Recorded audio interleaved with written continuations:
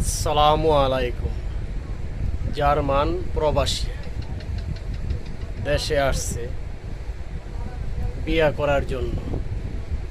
German প্রবাসী অন্ততপক্ষে তার মাথায় তো এটা থাকা উচিত, বিয়ার বাড়িতে খাসি কেন দিল না জামাইকে, তার জন্য তর্ক বিতর্ক করে উশৃঙ্খল ব্যবহার করছে। তুমি জার্মান থেকে আসছো, তোমার তো একটা বাড়তির তাহা উচিত। তুমি একটা প্রবাসী, তুমি তো শত শত লক্ষ লক্ষ কোটি প্রবাসীর মানিজ্য ডুবাইলা। তুমি কেমন জার্মান প্রবাসী? একটি কাশির জন্য তোমার বিয়া ভাঙ্গে যা।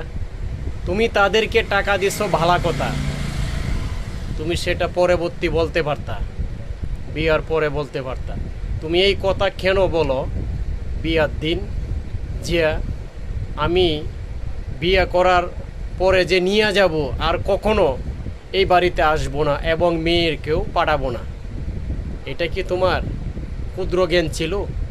তুমি কিসের জার্মান প্রবাসী? তুমি প্রত্যেকটি প্রবাসীকে ইজ্জত ডুবাইছো, অমানুষের মতন কাজ করছো।